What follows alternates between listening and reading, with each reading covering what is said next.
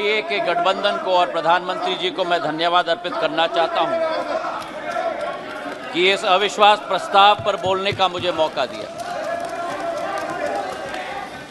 लेकिन जो ये दृश्य अध्यक्ष महोदय इस प्रजातंत्र के मंदिर में आज हम देख रहे हैं,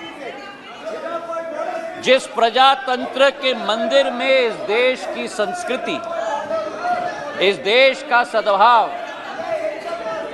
इस देश की विचारधारा निर्मित की जाती है, जिस प्रजातंत्र के मंदिर से देश की 140 करोड़ जनता अपनी प्रेरणा लेती है, उस प्रजातंत्र के मंदिर में ये स्पष्ट हो गया है अध्यक्ष महोदय कि इन लोगों को ना देश की चिंता है, ना प्रधानमंत्री के पद की चिंता है, ना राष्ट्रपति के पद की चिंता है। इनको तो केवल अपनी हैसियत की चिंता है। ये देश को पूर्ण रूप से स्पष्ट हो गया। अध्यक्ष महोदय,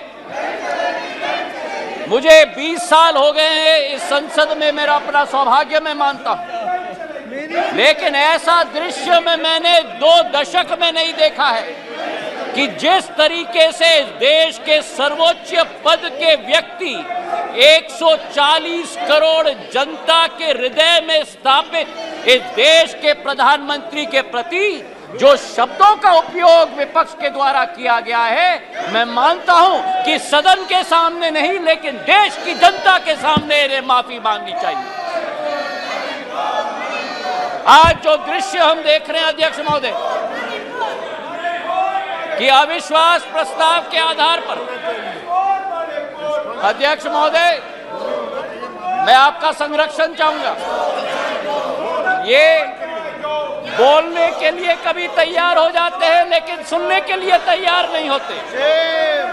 ना देश की जनता की ठोक कर 2 बार चुनाव में नतीजा हजम करने के लिए तैयार है, ना सदन की बात सुनने के लिए तैयार है। आज जो स्थिति उत्पन्न हुई है अध्यक्ष महोदय, जो अविश्वास प्रस्ताव लाया गया है, सर आपका संरक्षण मैं चाहता हूं, इनको कंट्रोल किया जाए। देश की जनता ने तो अपना पूरा परिणाम इनके चेहरे पे दिखा दिया। जो जनता के सामने नहीं कर पा रहे वो आज सदन में बैठ के कोशिश कर रहे हैं करने के लिए। जो अविश्वास प्रस्ताव इनके द्वारा यहां लाया गया, यह अविश्वास प्रस्ताव मणिपुर की बात नहीं है। मिशन मणिपुर के आड़ में ये अपनी राजनीतिक रोटियां सेकने के लिए आज यहां उपस्थित हुए हैं। पिछले 2 दिन से मैं सुन रहा हूं अध्यक्ष महोदय, हम इनको भी बता दें कि अगर ये इनका बर्ताव रहा तो इनकी बात भी इस प्रजातंत्र के मंदिर में हम सुनने नहीं देंगे। पूर्ण रूप से स्पष्ट करना चाहते हैं अध्यक्ष महोदय, जो इस क्षेत्र में और इस सदन में प्रस्तुतिकरण हुई है, ये वो बादल है जो गरजना चाहते हैं लेकिन बरसते नहीं। ये वो बादल है जो चर्चा में रहना चाहते हैं लेकिन चर्चा सुनना नहीं चाहते। अध्यक्ष महोदय, आज अध्यक्ष महोदय ये अविश्वास प्रस्ताव जो लाया गया है, सारे आवश्यक विमर्श एक तरफ रखे गए हैं और इनकी हट एक तरफ है। हमारे देश के प्रधानमंत्री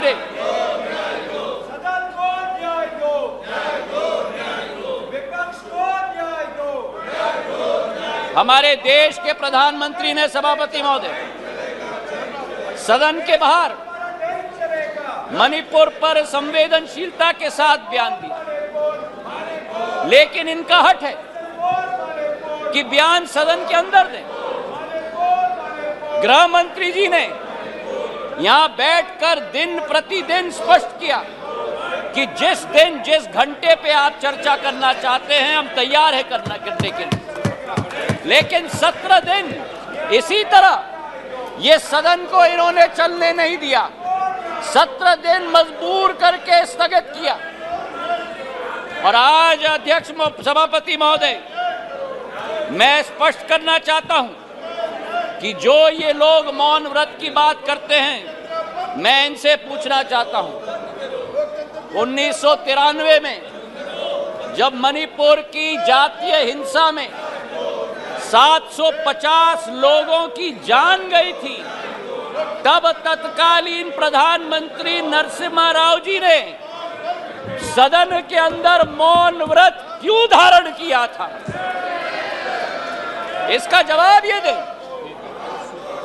और केवल सन 1993 में नहीं, लेकिन 2011 में जब मणिपुर में 123 दिन ब्लॉकेड चला, जातीय हिंसा चली, तब उस समय में भी तत्कालीन प्रधानमंत्री मनमोहन सिंह जी ने सदन के अंदर मौन व्रत क्यों धारण किया था? इसका उत्तर भी ये लोग दें।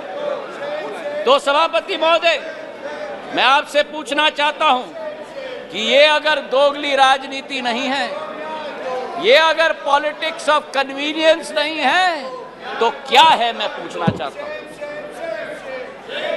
आज सभापति महोदय, लोकतांत्रिक व्यवस्था पर मैं इनको भाषण नहीं दूंगा, लेकिन जो इनकी अवसरवादी सोच है, उसका पर्दाफाश पूरे देश के जनता के समक्ष में रखना चाहता हूं। ये जो समूह है I.N.D.I.A.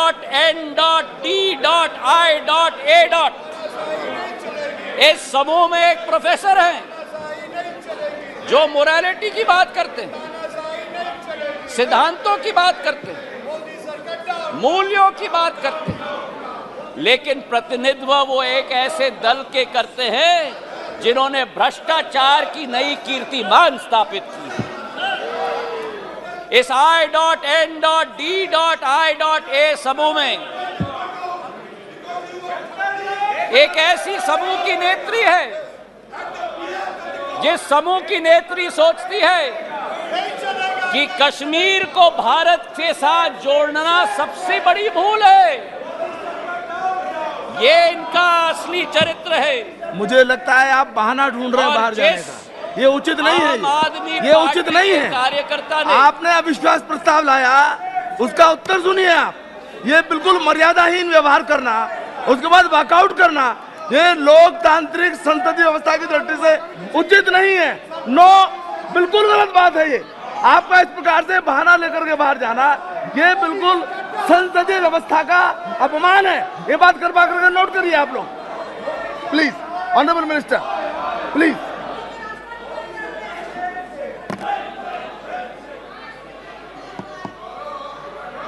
सभापति महोदय, देश की जनता ने इनको बाहर का दरवाजा दिखा दिया है। अब सदन से भी स्वयं बाहर जा रहे हैं।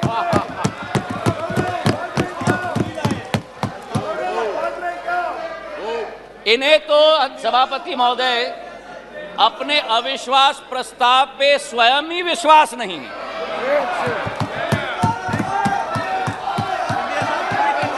सुन लो, धैर्य रखो और सुन लो। इतने उत्तेजित मत हो। जो देश की जनता ने परिणाम दिया है वो स्वीकार करो। अब सभापति महोदय, इनके जो एक समूह है I.N.D.I.A. घमंडिया समूह, उस समय में समूह में आम आदमी पार्टी के कार्यकर्ता ने स्वयं यूपीए सरकार पर 2G और कोल स्कैम का PI लगवाया, और आज कांग्रेस का हाथ आपके साथ। ये स्थिति अंदर की बात। और वही स्थिति सभापति महोदय, हमारे टीएमसी के साथी यहां बैठे हुए थे, जिस टीएमसी के बारे में अधीरदा रोज इस सदन में लपक कर भ्रष्टाचार की बात करते थे, चिटफंड की बात करते थे, अपने संसदीय क्षेत्र में कार्यकर्ताओं की कत्लों की बात कर रहे थे, आज वही कांग्रेस पार्टी और वामपंथी दल हाथ में हाथ उस टीएमसी के साथ मिला रहे हैं। सभापति महोदय, तो ये इनकी असलियत है। और जो मैं कहना चाहता हूं सभापति महोदय कि अगर इन लोगों को अपने गठबंधन में एक दूसरे के विरोधी होकर भी सत्ता के लालच के साथ पूरे तरीके से कुनबे की तरह साथ में आ रहे हैं। आरजेडी और जेडीयू की बात करें, लालू प्रसाद यादव जी पर जो रोजगार का आरोप लगाया था, जमीन पर रोजगार का एक्ट का आरोप लगाया था, वो जेडीयू के वर्तमान के अध्यक्ष ने स्वयं सीबीआई को सबूत अपने हाथों से दिलवाया था। और आज दोनों हाथ में हाथ मिलाकर चल रहे हैं। ये संविधान बचाने की बात करते हैं सभापति महोदय, ये क्या अपना ईमान पहले बचा पाएं, उसका उत्तर देश की जनता को दें। आज सभापति महोदय विचित्र स्थिति है। आगे ये नाटक कर रहे थे, आगे क्या नाटक करते हो? आपका स्वागत है, अंदर जाता है। बहुत बढ़िया ड्रामा कर रहे हैं। आपका स्वागत है। आज बड़ी विचित्र स्थिति है सभापति महोदय कि जिनके दिल नहीं मिलते वे दल मिल चुके, जिनके दिल नहीं मिलते वे दल मिल चुके हैं, और जिनके इतिहास में वैचारिक या व्यवहारिक संबंध या सिद्धांतिक संबंध न हो, वो आज लोकसभा चुनाव के लिए एक साथ होकर लोकतंत्र बचाने की आवाज लेकर आज सदन में आए। जहां मणिपुर हिंसा की बात की गई सभापति महोदय, इस मणिपुर की घटना का इस्तेमाल या मैं कहूं दुरुपयोग करके अपना लॉन्च पैड बनाने की ये कोशिश कर रहे हैं। जो मणिपुर में घटना घट रही है ये निंदनीय है, घोर निंदनीय है। कोई भी भारतीय नागरिक इसका सपोर्ट नहीं कर सकता। हम सबके लिए ये घोर निंदनीय घटना है। लेकिन अध्यक्ष महोदय, सभापति महोदय, अगर भारत के इतिहास के काले पन्ने पलटें तो मैं पूछना चाहता हूं, सन 1964 के बंगाल के दंगे के समय में ये मौन क्यों थे? और अगर सन 1964 की हम बात न करें तो सन 84 के सिख दंगों के समय में जब 4000 हमारे सिख भाई बहनों को जिंदा जलाया गया था, तब ये मौन क्यों थे? मेरठ के सन 87 के दंगों के समय में ये मौन क्यों थे? और सन 1990 से 30 साल जो कश्मीर में 40,000 लोगों की मौत हुई और कश्मीर जल रहा था, तब ये मौन क्यों थे?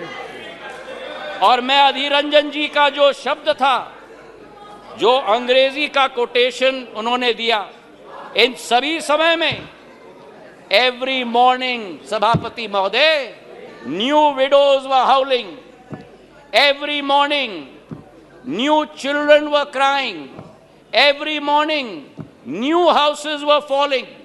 और मूक दर्शक के रूप में हमारे ये साथी बैठकर सरकार में बैठे हुए थे। आज यहां बैठकर गौरव गोगोई जी ने, सब्र रखो, सब्र रखो, आराम से सुनो, सब्र रखो, थोड़ा सीख लो। गौरव गोगोई जी ने आसाम अकॉर्ड की बात की। जिस आसाम अकॉर्ड की बात की, उस आसाम अकॉर्ड का क्रियान्वयन कांग्रेस की सरकार ने कभी की?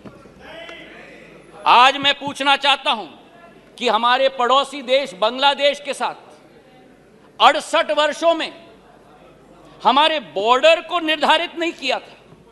2014 में जब प्रधानमंत्री जी ने शपथ ली, 1 साल के अंदर बांग्लादेश का बॉर्डर निर्धारित करने का काम प्रधानमंत्री नरेंद्र मोदी जी ने किया। अगर सच्चाई मैं बताऊं, प्लीज प्लीज उत्तेजित मत हो, उत्तेजित मत हो गौरव। नो नो, अगर बोलते हो तो सुनने की क्षमता रखो, सुनने की क्षमता रखो।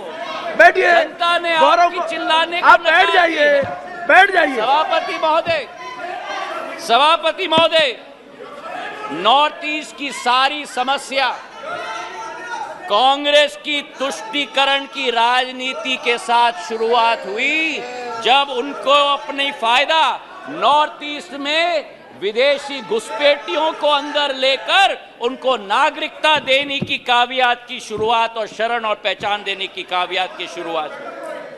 चार्जशीट सभापति महोदय बड़ी लंबी है। 1960 के दशक में जब मणिपुर में अलगाववादी समूह ने हिंसा की शुरुआत की, जब वो जन्म हुआ तो वो कौन था जो उनके साथ बैठकर चर्चा करने के लिए तैयार था? वो कौन था जिन्होंने उनके साथ बैठकर समझौता किया? और आप भूल गए 1993 में जब 123 दिन मणिपुर जल रहा था, आपकी सरकार यहां भी थी, आपकी सरकार यहां भी थी,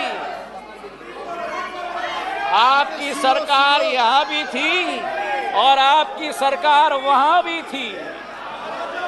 और आज आप मणिपुर के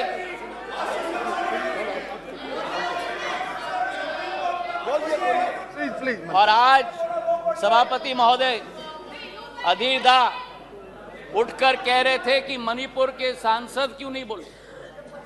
उस समय मणिपुर का सांसद इस सदन में रोते रोते हुए उनका वक्तव्य क्या था इस संसद में मैं पूछना चाहता हूं। जब आपकी सरकार यहां भी थी और आपकी सरकार वहां भी थी, मणिपुर के सांसद ने इस संसद में 1993 में वक्तव्य दिया। उन्होंने कहा, and I quote, the state government is helpless, it has no funds, the state government cannot even afford to purchase weapons for the security persons to fight the insurgents. Please, ये सुनिएगा, please think that Manipur is a part of this country. It affects the whole nation. शायद कांग्रेस के नेता को इन शब्दों को सुनना चाहिए था कल यहां भाषण देने के पहले। मुझे आज सभापति महोदय मुजफ्फर वारसी जी की शब्द याद आती और मैं कोट करना चाहता हूं, औरों के ख्यालात की लेते हैं तलाशी, औरों की ख्यालात की लेते हैं तलाशी और अपने गिरबान में झांका नहीं जाता। आज ये स्थिति उत्पन्न हो गई है। तथ्यों के आधार पर अगर हम बात करें, कल गृह मंत्री जी ने सदन में पूरा व्याख्यान दिया। इनके मंत्री संतरी न तंत्री एक बार भी मणिपुर गए। हमारे गृह मंत्री 3 दिन वहां रात दिन बिताए हैं। हमारे राज्य मंत्री ने 23 दिन, नित्यानंद राय जी ने मणिपुर में बैठकर स्थिति का जायजा लिया। आज राहत राशि वहां पहुंची है, अनाज पहुंचा है, वर्चुअल सिस्टम से स्कूल्स चल रही हैं, आर्मी की फोर्स पहुंची है, इवैक्यूएशन में हम मदद कर रहे हैं। जो भी हम लोग कोशिश कर रहे हैं, और आंकड़े की आप बात करते हो तो आंकड़े की पुष्टि करो। ये पिछले 9 साल मणिपुर में सबसे शांतिपूर्ण समय रहा है इंसर्जेंसी के दृष्टिकोण से। आपके 10 साल से 3 गुना कम इंसर्जेंसी हुई है और 6 गुना कम सिविलियन डेथ्स आज मणिपुर में हुआ है। सभापति महोदय, नॉर्थ ईस्ट की जब हम बात करते हैं, नॉर्थ ईस्ट की जब हम बात करते थे 1 दशक पहले, तो चित्र हमारे दिमाग में आता था, हिंसा का चित्र आता था, आतंक का चित्र आता था, अस्थिरता की चित्र आती थी। और उसके पीछे एक कारण है। उसके पीछे कारण यह है कि दशकों से जो सरकार रही थी, उनकी सोच विचारधारा थी कि अगर बॉर्डर विलेजेस में और उत्तर पूर्वी क्षेत्र में अगर विकास किया तो वहां जागरूकता उत्पन्न होगी, इसलिए उन्हें विकास से वंचित रखा जाए। हमारे प्रधानमंत्री ने 2015 में, देश के प्रधानमंत्री ने पहला कदम लिया। जो भी हिंसक संगठन थे मणिपुर के, उनके विरुद्ध सर्जिकल स्ट्राइक करके म्यांमार तक खदेड़ के भेज दिया था सभापति महोदय। और उसके बाद पहला कदम जो लिया, विकास व्यापक सोच के साथ, एक विचारधारा के साथ, उन्होंने एक विकास का मंत्र दिया सभापति महोदय, विकास का मंत्र दिया हीरा, क्योंकि उत्तर पूर्वीय क्षेत्र भारत का हीरा है। हीरा मतलब हाईवे, हीरा मतलब इंटरनेट, हीरा मतलब रेलवेज, हीरा मतलब एविएशन। और जिस उत्तर पूर्वी क्षेत्र में केवल 2500 करोड़ का रेलवे बजट होता था, आज 10,000 करोड़ रुपए का रेलवे बजट है। सभापति महोदय, आपको आश्चर्य होगा कि मेघालय जैसे राज्य को 100 साल इंतजार करना पड़ा जब तक प्रधानमंत्री नरेंद्र मोदी जी नहीं बने कि मेघालय को अपने 100 साल में पहला स्टेशन मिला जब बीजेपी और एनडीए की सरकार बनी। नागालैंड को 100 साल बाद शोकुवी में एक रेलवे स्टेशन, दूसरा रेलवे स्टेशन मिला। और इसी के साथ साथ जब यूपीए की सरकार थी, उस समय सड़क की प्रगति और विकास, गडकरी साहब यहां बैठे हुए हैं, 1.5 किलोमीटर प्रतिदिन की कछुआ चाल के आधार पर चलती थी। प्रधानमंत्री नरेंद्र मोदी जी और गडकरी जी की जोड़ी ने आज उत्तर पूर्वी राज्य में 3.5 किलोमीटर प्रतिदिन की रफ्तार से आज सड़क बनाने का काम किया। हाईवेज और ब्रिजेस की जाल बनी। किरेन रिजिजू के साथ मेरा प्रवास वहां हुआ है। हमने दोनों देखा है कि भारत में अगर पानी पर सबसे लंबा पुल बना है, तो अगर कहीं बना है तो ढोला सदय ब्रिज ब्रह्मपुत्र पर हमारे असम के राज्य में बना हुआ है। और उसी के साथ किसी ने कभी कल्पना नहीं की थी उत्तर पूर्वी राज्यों के बारे में, पर उत्तर पूर्वी राज्य को विश्व के साथ जोड़ने का अगर संकल्प किसी का रहा, तो भारत को म्यांमार और थाईलैंड के साथ सुपर हाईवे बनाने का काम प्रधानमंत्री नरेंद्र मोदी जी का रहा। मुझे तो आश्चर्य हुआ सभापति महोदय कि इनके अरुणाचल प्रदेश और सिक्किम, हमारा भी है पर मेरे साथी हैं, अरुणाचल प्रदेश के हमारे वहां के भी सांसद मेरे साथी, पर अरुणाचल प्रदेश और सिक्किम, दो उत्तर पूर्वी राज्यों में आजादी के 67 वर्ष बाद भी एक भी एयरपोर्ट नहीं। 9 सालों में अरुणाचल में एक नहीं लेकिन 3 एयरपोर्ट, तेजू, पासीघाट और होलोंगी बनी है, और सिक्किम में पाक्योंग। जिस अरुणाचल प्रदेश में केवल 9 हवाई अड्डे थे, आज उस अरुणाचल प्रदेश में सभापति महोदय 17 हवाई अड्डे हैं। 17 हवाई अड्डे जो 7 सिस्टर्स कहलाती थी, उस समय में ये 7 निग्लेक्टेड सिस्टर्स थी। लेकिन प्रधानमंत्री जी के आने के बाद आज उत्तर पूर्व में प्रधानमंत्री जी के पूर्वोदय के मंत्र के साथ विकास का एक नया उदय पूर्वोदय में हो रहा है। मुझे दुख भी हुआ सभापति महोदय, और मुझे आश्चर्य भी हुआ। हमारी कोशिश रहती है कि इस संसद में कभी भी व्यक्तिगत आक्षेप, हम एक दूसरे के साथ सहमत ना हो, हम एक दूसरे की नीतियों पर, हमारी नीयत पर कटाक्ष जरूर करें, पर व्यक्तिगत आरोप कभी नहीं होना चाहिए। और जो आरोप इस हाउस में किया गया कल सभापति महोदय, मुझे आश्चर्य भी हुआ और दुख भी हुआ जब राहुल गांधी जी ने सदन में कहा कि प्रधानमंत्री के लिए हिंदुस्तान, मणिपुर हिंदुस्तान का भाग नहीं। मैं बताना चाहता हूं आपको सभापति महोदय कि जिस प्रधानमंत्री ने उत्तर पूर्वी राज्य को विश्व के साथ जोड़ा है, जिस प्रधानमंत्री का उत्तर पूर्वी क्षेत्र के साथ दिल का रिश्ता है, जिस प्रधानमंत्री ने भारत के दुश्मनों को उत्तर पूर्वी राज्य से खदेड़ खदेड़ कर बाहर कर दिया हो, जिस प्रधानमंत्री के रोम रोम में भारत माता बसती हो, जिस प्रधानमंत्री ने भारत कश्मीर को भारत के अभिन्न अंग बनाने के लिए अनुच्छेद 370 रद्द किया हो, श्यामा प्रसाद मुखर्जी के सपने को एक विधान, एक प्रधान और एक निशान को साबित किया हो। मैं बताना चाहता हूं विपक्ष को, सभापति महोदय, कि भारत को अलग अलग टुकड़ों में देखने की विचारधारा आपकी है, हमारी नहीं। हमारे सभापति महोदय, बैठो बैठो बैठो, आराम से बैठो। आपने ही चेंज कराया, मुझे कान खोल के सुन लो, सत्य सुन लो, आपने ही चेंज कराया।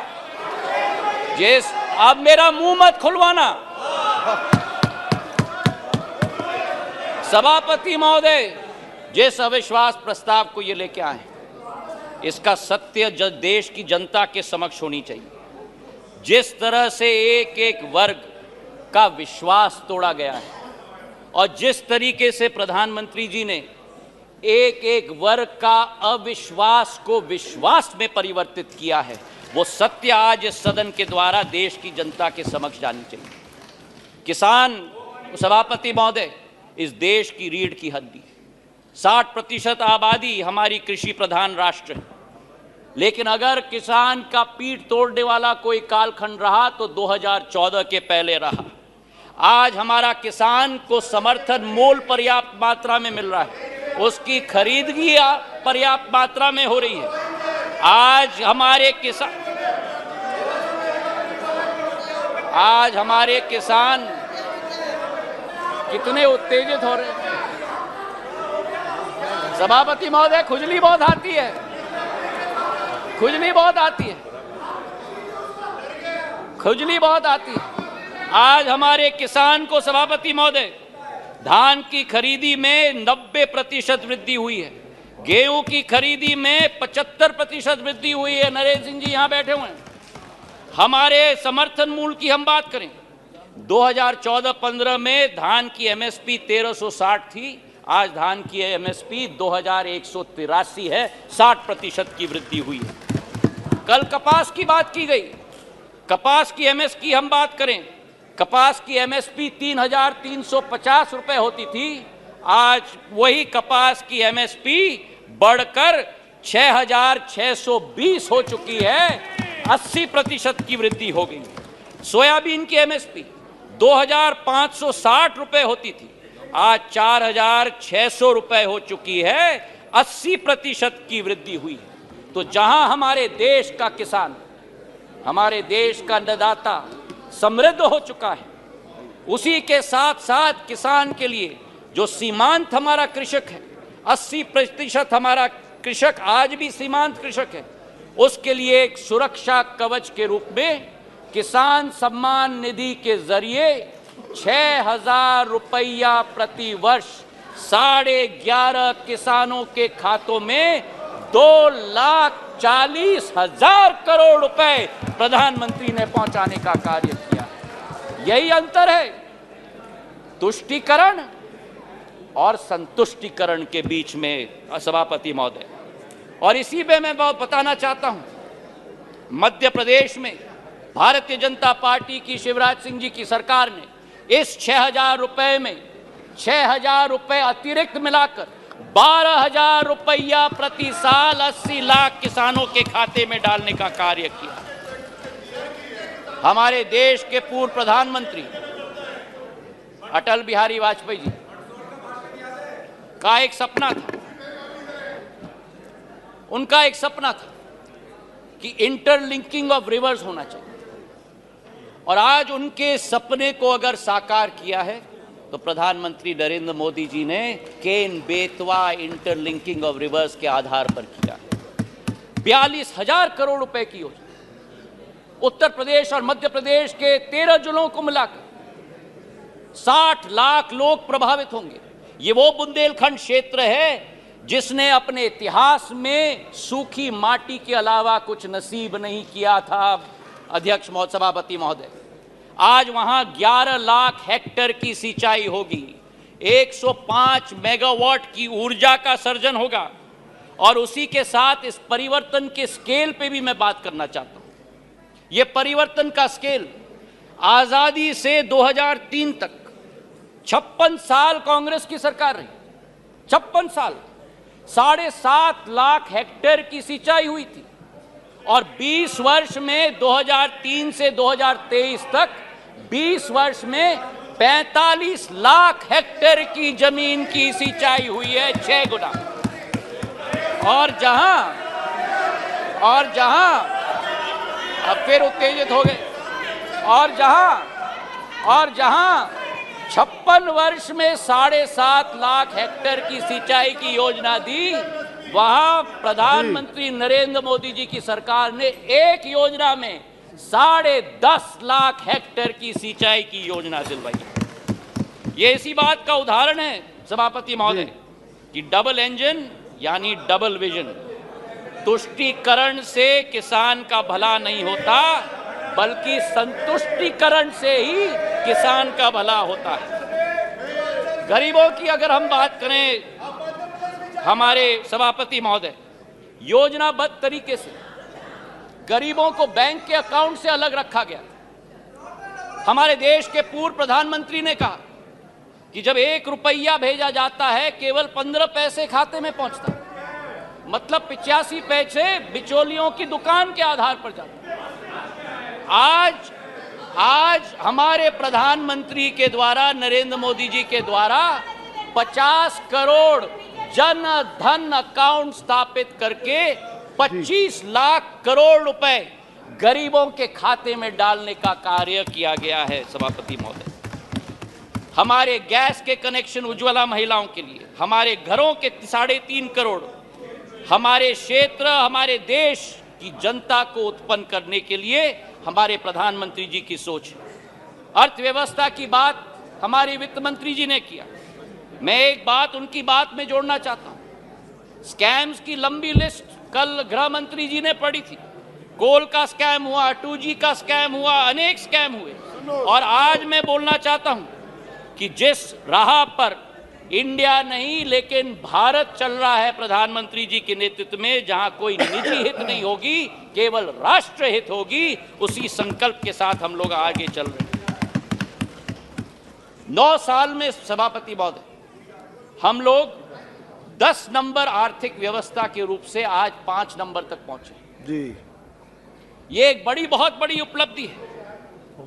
लेकिन आज मुझे आश्चर्य है जब कहा जाता है कांग्रेस के एक नेता के द्वारा कि इस क्षेत्र में ओवर कॉन्फिडेंस देखिए। कांग्रेस की नेता बयान देते हैं कि सरकार चाहे किसी के भी हो, लेकिन भारत को तीसरी सबसे बड़ी अर्थव्यवस्था बनना तो अरिथमेटिक इनएविटेबिलिटी है। तो ये इनएविटेबिलिटी की गारंटी आपने 9 साल पहले क्यों नहीं दी? कांग्रेस की सरकार के समय आजादी से आज तक 67 वर्षों में हम लोग केवल 12 नंबर से 10 नंबर पर पहुंचे, और जब 9 साल में 10 नंबर से हम 5 पर पहुंच जाएं तो अरिथमेटिक इनएविटेबिलिटी बढ़ जाती है। ये दोगली नीति कहां से हुई? और आज हमारे दोस्त अमोल कोले जी ने पर कैपिटा इनकम की बात उठाई। मुझे खुशी है उन्होंने उठाई। आपको आश्चर्य होगा सभापति महोदय ये सुनते हुए कि भारत 67 सालों में भी सब साउथ अफ्रीका की पर कैपिटा इनकम को हमने पार नहीं किया। जब इनकी सरकार होती थी 9 साल में पर कैपिटा इनकम आज डबल हो चुका है सभापति महोदय। हमारी सोच और विचारधारा, बैंकिंग सेक्टर की हम बात करें, बैंकिंग सेक्टर देश की रीढ़ की हड्डी होती है, और लोन्स तो इनके समय में बच्चों का खेल हो गया था। एक कहावत थी कि फोन पर लोन, ये स्थिति हो गई थी।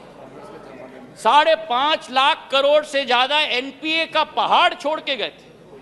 आज उसकी सफाई अरुण जेटली जी ने और निर्मला सीतारमण जी ने करके देश को आगे बढ़ने के लिए कैपेक्स की एक नई रचना की शुरुआत की। कभी हम कल्पना कर सकते थे कि भारत में 10 लाख करोड़ रुपए का कैपेक्स का प्रोग्राम होगा, और इंफ्रास्ट्रक्चर का कैपेक्स का प्रोग्राम भी ऐसे कि 10 साल में 15,000 किलोमीटर की रेलवे लाइन बनी, और एनडीए सरकार के समय में 26,000 किलोमीटर की रेलवे लाइन बनी। हाईवे की निर्माण की बात करें तो 67 वर्षों में 91,000 किलोमीटर के हाईवे, और 9 वर्षों में, गडकरी साहब जी यहां बैठे हैं, 55,000 किलोमीटर की हाईवे 9 सालों में 1,45,000 किलोमीटर की हाईवे बनी। और यही स्थिति सिविल एविएशन के क्षेत्र में 74 एयरपोर्ट 67 वर्षों में और 148 एयरपोर्ट 9 वर्षों के अंदर। और इसी के साथ जो हमारा पावर डेफिसिट कंट्री था, आज पावर सरप्लस हो गया है। हम लोग स्टील इंपोर्टर होते थे, आज स्टील एक्सपोर्टर बन गए। 216 गीगावाट से 420 गीगावाट पर पहुंच चुके हैं। कोल के मामले में 565 बिलियन टन से 900 मिलियन टन, और इस वर्ष 1 बिलियन टन का उत्पादन देश करेगा कोल का। सभापति महोदय, मैं ये कहना चाहता हूं कि ये अरिथमेटिक इनएविटेबिलिटी नहीं है। आज भारत जो 2014 में 5 मिनट और 2014 में दूसरे देशों पर निर्भर होता था, प्रधानमंत्री जी ने आत्मनिर्भरता का सिग्नल दिया। जिस देश में हम लोग झोली निकालकर वैक्सीन की भीख मांगते थे, आज उसी भारत में 2 वैक्सीन का आविष्कार होता है और उत्पादन होता है। 220 करोड़ टीके लगते हैं, कोविन का एप्लीकेशन लगता है, एप्पल से एयरबस मैन्युफैक्चरिंग फैसिलिटी लगा रही है, सेमीकंडक्टर से चंद्रयान 3। आज भारत का तिरंगा झंडा भारत में नहीं, विश्व में नहीं, चांद पर लगाने का संकल्प प्रधानमंत्री जी का है। ऑटो के सेक्टर में 7 नंबर से 3 नंबर, टेलीकॉम के सेक्टर में 12 नंबर से 2 नंबर। ये अरिथमेटिक इनएविटेबिलिटी नहीं है, ये सशक्त नेतृत्व और दक्षतापूर्ण सरकार का परिणाम है। मेरे सभापति महोदय, प्रधानमंत्री जी का संकल्प है कि तीसरी पारी में भारत में वर्ल्ड क्लास इंफ्रास्ट्रक्चर गांव-गांव तक हम पहुंचाएंगे। ये मोदी जी की गारंटी है। तो आज सभापति महोदय, ये स्वच्छ इंडिया अभियान की बात कर रहे हैं। ये कहते हैं कि नफरत के बाजार में मोहब्बत का दुकान लाएंगे। इनका दुकान तो भ्रष्टाचार का दुकान है, झूठ का दुकान है, तुष्टीकरण का दुकान है, अहंकार का दुकान है। केवल का नाम दुकान का बदलते हैं, सामान वही है। राहत इंदारी जी के शब्द मुझे याद आते हैं कि नए किरदार आते जा रहे हैं, मगर नाटक पुराना चल रहा है। मैं ये कहना चाहता हूं कि अधीर रंजन चौधरी जी ने स्वयं कहा कि ये मजबूरी का गठबंधन है। मैं उनको कोट करना चाहता हूं। उन्होंने एक इंटरव्यू में कहा था, अधीरदा ने, सबको लगा है कि इस समय जो मोदी शाह का जगरनॉट चलते हैं, सबको लगा है कि इस समय जो मोदी शाह के जगरनॉट चलते हैं, सबको एकजुट होना जरूरी है। ये मजबूरी है। पॉलिटिक्स में तो मजबूरी रहती है। आज ये अविश्वास प्रस्ताव इसलिए लेके आए हैं। मैं ये पूछना चाहता हूं कि कौन सी इंडिया की आवाज ये उठाते हैं जब विदेश जाकर 2 इंडियाज की बात करते हैं? ये कौन सी इंडिया की आवाज उठाते हैं जब गलवान में हमारे सेना के शौर्य और उसी के साथ सर्जिकल स्ट्राइक पर उंगली उठाते हैं? ये कौन से इंडिया की आवाज करते हैं जो कोरोना जैसी भीषण समस्या में राजनीति पर उतर जाते हैं? और आज पिछले 2 दिनों से सभापति महोदय, मैं सुन रहा हूं विपक्ष को, कोई महाभारत की बात कर रहा है, कोई रामायण की बात कर रहा है, कोई राम की बात कर रहा है, कोई रावण की बात कर रहा है। अच्छा है कि आज धर्म की बहुत याद आई इनको। कोई जनेऊधारी है, कोई मंदिर की परिक्रमा कर रहे हैं, कोई यज्ञ आयोजित कर रहे हैं, कोई पार्टी तो अपने संकल्प पत्र में डाल रहे हैं कि राम वन गमन पथ का हम संकल्प करते हैं। मैं इनको स्पष्ट रूप से बताना चाहता हूं, ये मुखौटा नहीं चलेगा। हमारी देश की आज 140 करोड़ जनता की आस्था और पीढ़ियों की सपना हमारे मर्यादा पुरुषोत्तम भगवान राम का भव्य मंदिर अयोध्या में प्रधानमंत्री नरेंद्र मोदी बनाने जा रहे हैं।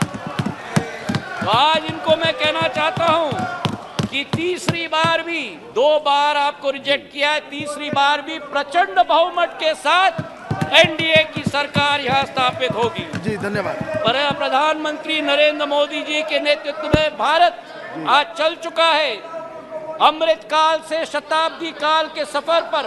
विश्व गुरु के रूप में भारत स्थापित होगा, इसमें कोई दो राय नहीं। और आप इस सत्य को अपने झूठ के साथ पराजित नहीं कर सकते। मैं अंत में 4 लाइन करके अपना बात समाप्त करता हूं। नागफनी पुष्प दे नहीं सकते, नागफनी पुष्प दे नहीं सकते, भ्रष्टाचारी जनहित सोच नहीं सकते। नागफनी पुष्प दे नहीं सकते, भ्रष्टाचारी जनहित सोच नहीं सकते।